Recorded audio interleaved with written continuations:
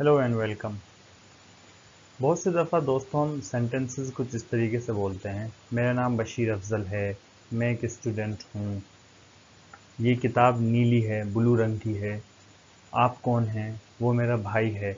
इन तमाम सेंटेंसेस के आखिर में है या हैं का वर्ड आता है और कोई दूसरा वर्ब नहीं आता, कोई दूसरा फेल या कोई दूसरी क्रिया नहीं आती है, सिर्फ हैं ही आता है। तो इस तरीके के सेंटेंसेस में जो सेंटेंसेस है या हैं आते हैं और कोई दूसरा वर्ब नहीं आता, इस तरह के सेंटेंसेस में जो इंग्लिश में वर्ब यूज होता है वो बी वर्ब होता है। बी और ई, बी एक वर्ब यूज होता है, लेकिन बी वर्ब जो होता है वो इंग्लिश के दूसरे वर्ब की तरह नहीं है, बल्कि दूसरे वर्ब से थोड़ा सा डिफरेंट है, थोड़ा सा मुख्तलिफ है, अलग है। इंग्लिश में जो वर्ब्स होते हैं वो दो तरीके के होते हैं, रेगुलर वर्ब और इर्रेगुलर वर्ब। रेगुलर वर्ब जो होते हैं उनके बनाने का तरीका, उनके बनाने का यानी उनके सेकंड फॉर्म और third form, first form, second form, third form बनाने का तरीका एक ही होता है। वो ये होता है कि आप फर्स्ट फॉर्म के आखिर में ई और डी लगा दें, वो आपकी सेकंड फॉर्म या थर्ड फॉर्म तैयार हो जाती है। लेकिन जो इर्रेगुलर वर्ब होते हैं वो कायदे से हट कर आते हैं, उनकी सेकंड या थर्ड फॉर्म का कुछ अता पता नहीं होता, बल्कि वो हमें याद करनी पड़ती हैं। सेकंड फॉर्म क्या है और थर्ड फॉर्म क्या है वो हमें एज इट इज़ याद करनी पड़ती है, जैसा हमको डिक्शनरीज में मिलती है। बी जो वर्ब है, जिस जो है का मीनिंग पैदा करता है, उसके साथ भी यही कुछ बात है।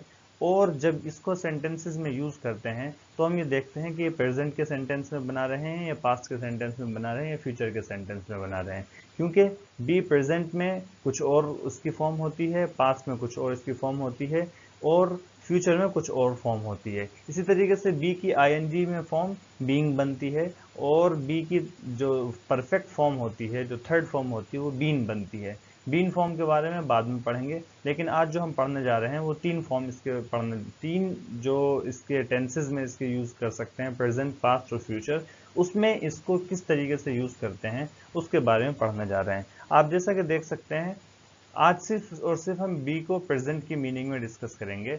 बी प्रेजेंट में इज, आर और एम बनता है, बी पास्ट में वॉज और वर बनता है और बी फ्यूचर में बी ही रहता है लेकिन विल के साथ यूज होता है। जब प्रेजेंट में इज आर एम के साथ यूज होता है तो फिर इज कहाँ यूज होता है, आर कहाँ यूज होता है और एम कहाँ यूज होता है? क्या ऐसा है कि एक ही सब्जेक्ट के साथ ये तीनों फॉर्म यूज हो जाती हैं या अलग अलग तरीके से यूज होती हैं? आइए अगली स्लाइड में हम इसको देखते हैं। जैसा कि आप देख सकते हैं यहाँ पर इज, आर, एम प्रेजेंट के लिए यूज होता है, पहले मैंने लिखा हुआ है यहाँ पर, और इसका मीनिंग जो होता है वो हिंदी या उर्दू में हाँ, हूँ, हैं होता है।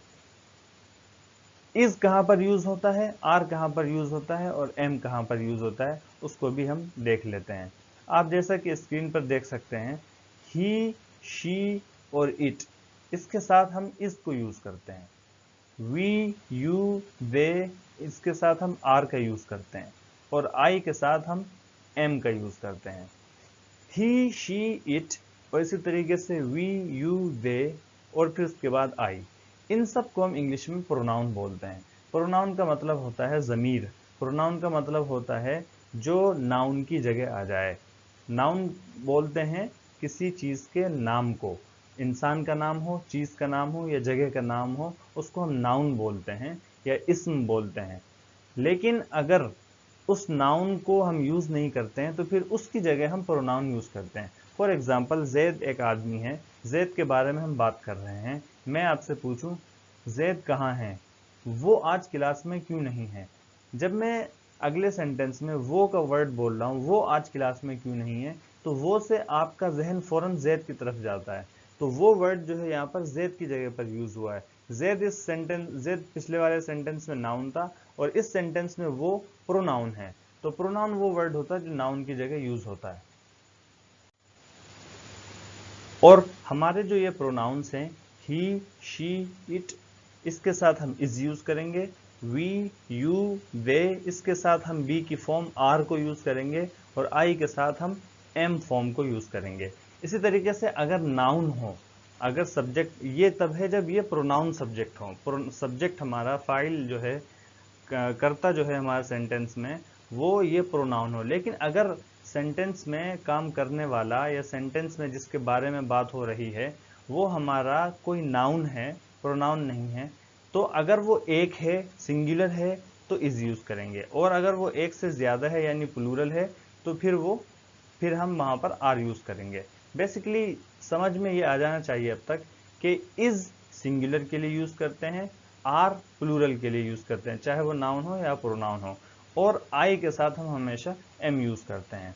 प्रोनाउन टोटल जो होते हैं इंग्लिश में वो 7 होते हैं। कौन कौन से? आई, वी, यू, ही, शी, दे और इट। इसमें से आई और वी जो प्रोनाउन हैं ये बोलने वाले के लिए यूज होते हैं, मुतकल्लिम के लिए यूज होते हैं, स्पीकर के लिए यूज होते हैं, और इसको हम इंग्लिश में फर्स्ट पर्सन बोलते हैं। इन प्रोनाउंस को 3 कैटेगरी में डिवाइड किया जाता है, फर्स्ट पर्सन, सेकंड पर्सन और थर्ड पर्सन। फर्स्ट पर्सन बोलते हैं बोलने वाले को। बोलने वाला हमेशा मैं या हम होते हैं। आई का मतलब होता है मैं, वी का मतलब होता है और हम। जब बोलने वाला बोलता है तो सामने वाले बंदे से बोलता है, सामने वाले को हम सेकंड पर्सन बोलते हैं, या मुखातब जो होता है हमारी बातचीत का जो मुखातब होता है वो सेकंड पर्सन होता है, वो हमेशा एक ही होता है, यू। जब मैं यानी बोलने वाला मुखातब से, सामने वाले से, जब फर्स्ट पर्सन सेकंड पर्सन से किसी ऐसे आदमी के बारे में बात करे जो वहां मौजूद नहीं है तो उसको थर्ड पर्सन बोलते हैं। अब जिसके बारे में बात हो रही है, अगर वो एक है और मेल है तो ही यूज करेंगे, और अगर वो एक है और फीमेल है यानी औरत है तो शी यूज करेंगे, और अगर वो बहुत सारे हैं चाहे वो मेल हो या फीमेल तो फिर हम दे यूज करेंगे, और अगर वो कोई बेजान वस्तु हो, कोई चीज हो, तो फिर हम इट यूज करेंगे, ही शी का यूज नहीं करेंगे। लेकिन अगर कोई चीज जिसके बारे में हम बात कर रहे हैं एक नहीं है, इट का यूज तभी करते हैं चीजों के लिए जब वो एक हो। लेकिन अगर चीजें बहुत ज्यादा हों या दो हों या दो से ज्यादा हों, फॉर एग्जाम्पल हम 2 किताबों के बारे में बात कर रहे हैं, तो हम इन 2 किताबों के लिए इट का यूज नहीं करेंगे, इन 2 किताबों के लिए ही का यूज भी नहीं कर सकते हैं, शी का यूज भी नहीं कर सकते हैं। तो ऑब्वियसली एक ही वर्ड बचता है, वो है दे। इन 2 किताबों के लिए अगरचे ये बेजान है तब भी हम दे का यूज करेंगे, ही शी का यूज नहीं करेंगे। इसी तरीके से अगर जानवरों के लिए जानवर अगर कोई फीमेल है तो हम शी यूज करेंगे, और अगर कोई जानवर मेल है तो हम उसके लिए ही यूज कर सकते हैं। ये हमारे प्रोनाउंस हो गए हैं। इन प्रोनाउंस को समझने के बाद अब हम आते हैं कि इन प्रोनाउंस को या नाउन को यूज करके हम इस आरएम से सेंटेंसेस प्रेजेंट में कैसे बना सकते हैं। चलते हैं अगली स्लाइड की तरफ। यहाँ पर आप देख सकते हैं इज आर एम प्रेजेंट में, इससे जब हम असर्टिव सेंटेंस बनाते हैं, असर्टिव सेंटेंस आप पिछली वीडियो में समझ चुके हैं। असर्टिव सेंटेंस वो सेंटेंस होता है जिसके अंदर स्टेटमेंट या डिक्लेरेशन दिया गया हो, किसी काम की करने की इन्फॉर्मेशन दी गई हो, चाहे वो पॉजिटिव या नेगेटिव। असर्टिव में हम पॉजिटिव सेंटेंस किस तरीके से बनाते हैं, पहले हम सब्जेक्ट को लेकर आएंगे, यानी जिसके बारे में बात हो रही है उसको लेकर आएंगे, फिर उसके बाद इज आर एम जो भी सूटेबल होगा, अगर सब्जेक्ट सिंगुलर होगा तो इज लाएंगे, और अगर सब्जेक्ट प्लूरल होगा तो आर लाएंगे, और अगर सब्जेक्ट आई होगा तो हम फिर एम लेकर आएंगे। फिर इन सब्जेक्ट के बाद और इज आर एम लाने के बाद हम कॉम्प्लीमेंट लाएंगे। कॉम्प्लीमेंट का मतलब होता है सेंटेंस बी लिंकिंग वर्ब को, या बी जब स्टेट वर्ब या लिंकिंग वर्ब के तौर पर यूज होता है तो उसको पूरा करने के लिए जो भी आगे चीज आती है वो कॉम्प्लीमेंट होता है। कॉम्प्लीमेंट जो होता है वो कभी नाउन भी हो सकता है, कॉम्प्लीमेंट हमारा प्रोनाउन भी हो सकता है, और कॉम्प्लीमेंट हमारा एडजेक्टिव भी हो सकता है। ये तीनों चीजें नाउन, प्रोनाउन या adjective as a subject complement use हो सकते हैं। कॉम्प्लीमेंट कोई मुश्किल चीज नहीं है। कॉम्प्लीमेंट का मतलब ये है कि जो फॉर एग्जांपल अगर मैं सेंटेंस बोलूं आई एम अ टीचर, मैं एक टीचर हूं, तो यहाँ पर टीचर वर्ड जो है आई की मीनिंग को पूरा करने के लिए आया हुआ है। तो टीचर जो वर्ड है यहाँ पर वो कॉम्प्लीमेंट है। आई एम अ टीचर, मैं एक टीचर हूं, मैं टीचर वर्ड जो है वो एक कॉम्प्लीमेंट है, वो एक नाउन कॉम्प्लीमेंट है। चलिए तो हम सेंटेंसेस को बनाते हैं कि सेंटेंसेस को बनाया कैसे जाए। सबसे पहले सब्जेक्ट लाएंगे, फिर इज आर एम लाएंगे, फिर कॉम्प्लीमेंट लाएंगे। फॉर एग्जाम्पल यहाँ पर देखिए आई एम अ टीचर, मैं एक टीचर हूँ। यहाँ पर हम आई लाए, आई के साथ हमेशा एम आता है तो एम लिया है, आई एम, फिर अ टीचर, टीचर लिया है। वी आर लर्नर्स, हम सब सीखने वाले हैं, लर्नर्स बोलते हैं सीखने वाले को। वी सब्जेक्ट आया, वी प्लूरल होता है तो वी के साथ आर लाते हैं, हम पहले भी पढ़ चुके हैं, ऊपर जो चार्ट बना हुआ है छोटा सा यहाँ पर भी लिखा हुआ है वी यूज दे के साथ आर यूज करते हैं, तो वी के साथ हम आर लेकर आए, वी आर लर्नर्स, हम सब सीखने वाले हैं। यू के साथ भी आर आता है, यू आर आई स्टूडेंट, आप एक स्टूडेंट हैं। ही के साथ इज आता है तो इज लेकर आए, ही इज अ राइटर, वो एक राइटर है। शी इज अ सिंगर, वो एक सिंगर है। दे आर पंक्चुअल, वो सब के सब वक्त के पाबंद हैं। पंक्चुअल का मतलब होता है वक्त के पाबंद। इट इज स्वीट, ये चीज मीठी है। कोई भी खाने वाली चीज हो तो हम इट बोलेंगे उसके लिए, ही या शी नहीं बोलेंगे। इट इज स्वीट, ये मीठी है। Your brother and I R good friends, तुम्हारा भाई और मैं अच्छे दोस्त हैं। अब यहाँ पर आई है लेकिन फिर भी एम आ रहा है, एम नहीं आ रहा है बल्कि आर आ रहा है। वो क्यों? वो इस वजह से कि आई के से पहले योर ब्रदर एक और सब्जेक्ट है। सब्जेक्ट अब दो हो गए हैं, योर ब्रदर और फिर आई, दोनों मिलकर जो है प्लूरल बन जाते हैं, जमा बन जाते हैं। तो फिर हम इसलिए यहाँ पर आर लेकर आ रहे हैं, एम लेकर नहीं आ रहे हैं। Your brother and I R good friends, तुम्हारे भाई और मैं अच्छा दोस्त हैं। ये एक छोटा सा पैराग्राफ लिखा हुआ है, इसको पढ़ लेते हैं। माई नेम इज़ मोहम्मद, मेरा नाम मोहम्मद है। आई एम 25, मैं 25 साल का हूँ। आई एम एन इंडियन, मैं एक इंडियन हूँ। आई एम फ्रॉम दिल्ली, मैं दिल्ली से हूँ, दिल्ली का रहने वाला हूँ। आई एम नॉट मैरिड, मैं शादीशुदा नहीं हूँ। आई एम अ स्टूडेंट, मैं एक स्टूडेंट हूँ, पढ़ने वाला हूँ। My father is an engineer and my mother is a doctor, मेरी माँ एक इंजीनियर है और मेरा बाप एक इंजीनियर है और मेरी माँ एक डॉक्टर है। My favourite colour is white, मेरा पसंदीदा कलर वाइट है। My favourite sports are cricket and football, मेरे फेवरेट या पसंदीदा खेल क्रिकेट और फुटबॉल हैं। I am interested in languages, मुझे ज़बानों में दिलचस्पी है, लैंग्वेजेस में दिलचस्पी है। इन तमाम सेंटेंसेस में इज़ आर एम का इस्तेमाल करके पूरी बात बताई गई है। तो यहाँ पर आप देख सकते हैं, आप नोटिस कर सकते हैं कि इस कहाँ पर यूज़ हुआ, एम कहाँ पर यूज़ हुआ और आर कहाँ पर यूज़ हुआ। जब हम इसको नेगेटिव बनाते हैं तो नेगेटिव बनाने के लिए हमें यही पैटर्न फॉलो करना पड़ेगा, यानी पहले सब्जेक्ट लाएंगे, फिर इज़ आर एम लाएंगे, फिर कॉम्प्लीमेंट लाएंगे।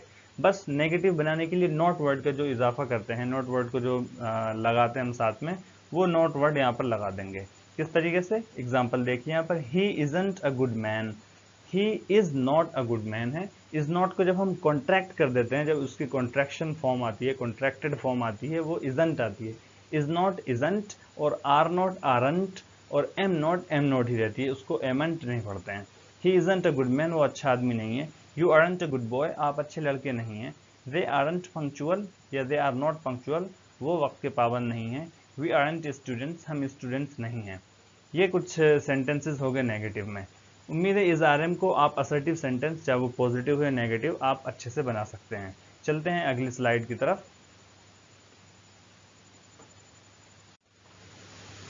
इस स्लाइड में हमने इंटेरोगेटिव सेंटेंसेस बनाने की कोशिश की। आप पहले पढ़ चुके हैं कि इंटेरोगेटिव दो तरीके के होते हैं। एक इंटेरोगेटिव यस और नो वाला होता है और एक इंटेरोगेटिव वो होता है जिसके जवाब में यस या नो नहीं कह सकते हैं, बल्कि उसको WH से बनाया जाता है। जिस इंटेरोगेटिव को हम यस और नो से बना सकते हैं, उसको बनाने का तरीका ये रहेगा कि सबसे पहले आप इस आर एम को लाएंगे, फिर सब्जेक्ट लाएंगे। असर्टिव जब हम बनाए थे तो पहले सब्जेक्ट आया था, फिर इस आर एम आया था, लेकिन अब हम इस आर एम को पहले लाएंगे, उसके बाद सब्जेक्ट लेकर आएंगे, फिर उसके बाद कॉम्प्लीमेंट लेकर आएंगे। जैसे आई एम लेट पहले सेंटेंस था, अब वो क्या हो जाएगा? एम आई लेट, एम पहले आ गया। पहले था sentence you are a teacher, लेकिन अब हो गया are you a teacher. Am I late, क्या मैं लेट हूं? आप उसके जवाब में बोल सकते हैं यस यू आर। आंसर भी दो तरीके के होते हैं, एक शॉर्ट आंसर होता है, छोटा आंसर, हाँ मैं हूँ, हाँ। और एक ये है कि आप पूरा जवाब दें, हाँ मैं लेट हूँ। अगर आप शॉर्ट आंसर दे रहे हैं तो बोलेंगे यस यू आर, और अगर पूरा आंसर देना है तो आप बोलेंगे yes you are late. Late जो ब्रैकेट में लिखा हुआ है उसको भी आप सेंटेंस के अंदर शामिल करेंगे। आर यू टीचर, क्या आप टीचर हैं? यस आई एम, हाँ मैं हूँ। लेकिन अगर आप बोलें yes I am a teacher, हाँ मैं टीचर हूँ, तो आप पूरा सेंटेंस बोल रहे हैं। एक शॉर्ट आंसर, एक लॉन्ग आंसर है। इज ही अ टीचर, क्या वो टीचर है? सॉरी, ये वाला सेंटेंस है कि आर वी लेट, क्या हम सब लेट हैं? नो वी आर नॉट, नहीं हम लेट नहीं हैं। वी आर ऑन टाइम, हम वक्त पर हैं, हम सही वक्त पर हैं। इज ही अ टीचर, क्या वो टीचर है? No he is a student. अगर हमें जवाब यस में देना है तो यस में भी दे सकते हैं, नो में देना है तो नो में भी दे सकते हैं।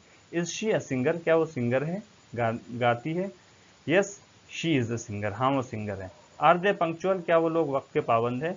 Yes they are punctual but I am not, हाँ वो लोग वक्त के पाबंद है लेकिन मैं नहीं हूँ। इज इट स्वीट, क्या ये मीठा है? नो इट्स नॉट, नहीं ये मीठा नहीं है। या नॉट इट्स नॉट स्वीट, ये मीठा नहीं है। इट्स सॉर, ये खट्टा है, तुरश है। Are Salma and Rashida ready, क्या सलमा और राशिदा रेडी हैं? यस दे आर, या yes they are ready. Salma and Rashida दो नाउन है यहाँ पर। अभी तक ऊपर की एग्जांपल जितनी है I you we he she they it, ये सब प्रोनाउन थे। सलमा और राशिदा जो नाउन है, जो इस्म है, ये नाउन है। तो नाउन के साथ भी आप बना सकते हैं। नाउन अगर एक सिंगुलर होगा तो इज, और नाउन अगर प्लूरल होगा तो आर। WH से क्वेश्चन बनाने का तरीका भी सेम है। WH से क्वेश्चन बनाने के लिए हमको सबसे पहले WH फैमिली में से कोई वर्ड ले आना है जो भी मीनिंग के लिहाज से मुनासिब हो।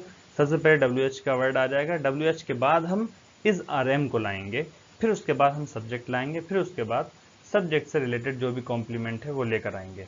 For example, why are you late, इसमें वाई सबसे पहले WH है, फिर उसके बाद आर आया है, फिर उसके बाद यू है, फिर उसके बाद यहाँ यू मतलब सब्जेक्ट है, पहले WH है, फिर आर है, फिर सब्जेक्ट है, फिर उसके बाद लेट कॉम्प्लीमेंट है। Way is the teacher, teacher कहाँ है, इसमें WH पहले है, फिर उसके बाद इज है, फिर उसके बाद कॉम्प्लीमेंट है।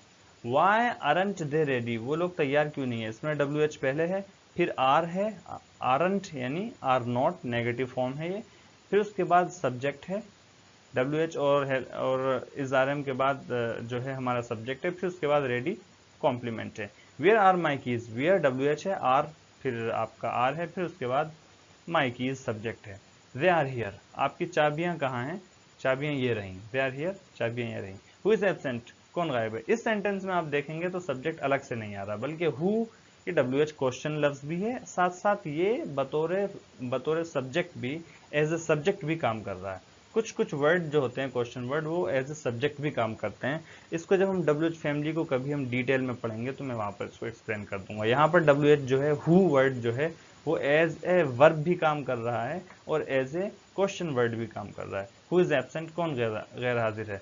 व्हाट्स द टाइम, वक्त क्या है, WH है, फिर व्हाट्स असल में व्हाट इज है। जब व्हाट और इज या किसी भी वर्ड को इस तरह से मिला देते हैं तो हम व्हाट्स बोल देते हैं, लेकिन ये असल में व्हाट इज है। What is the time, time क्या है, WH है, फिर इज है, फिर द टाइम सब्जेक्ट है। हाउ इज योर फादर, आपके फादर कैसे हैं, आप बोलें ही इज वेल, वो अच्छे हैं, उनकी तबीयत अच्छी है। हुज शूज आर दे, किसके जूते हैं ये। आर दे एक्सपेंसिव, क्या ये महंगे हैं। इसमें दो तरीके के क्वेश्चन है। हुज शूज आर दे, ये WH वाला क्वेश्चन है। आर दे एक्सपेंसिव, ये हमारा यस और नो वाला क्वेश्चन है। उम्मीद है आपको ये स्लाइड समझ में आ गई होगी। इस RM का यूज प्रेजेंट में कैसे करना है वो आपको इसके अंदर समझाया गया है। आप इसको बार बार पढ़ें और बार बार इस वीडियोस को देखें और खुद से भी छोटे छोटे सेंटेंसेस बनाएं। याद रखें कि इस RM का ये वाला यूज उस वक्त होगा जब इस RM के बाद कोई दूसरा वर्ब नहीं आ रहा होगा। अगर कोई दूसरा वर्ब आ रहा होगा तो फिर ये इसका यूज नहीं रहेगा, फिर इसका यूज दूसरे तरीके से होगा। वो फिर प्रेजेंट कंटिन्यूस टेंस बन जाता है हमारा। प्रेजेंट कंटिन्यूस टेंस जब हम टेंसेस को पढ़ेंगे तो हम उसके डिटेल में जाएंगे। लेकिन अगर इस RM खुद वर्ब बनकर आ रहा है, इसके बाद कोई दूसरा एक्शन वर्ब नहीं आ रहा है, या खुद लिंकिंग वर्ब बनकर आ रहा है, स्टेट वर्ब बनकर आ रहा है, तो फिर ये वाला यूज होगा। उम्मीद है आपको वीडियो समझ में आएगी। मैं इंशाल्लाह आगे वीडियो में मैं वॉज और वर यानी इसकी पास्ट फॉर्म और फ्यूचर की फॉर्म को भी आप लोगों के सामने उसके ऊपर भी वीडियो बनाऊंगा। आप लोग जब तक इस वीडियो से फ़ायदा हासिल करें। Thank you very much. C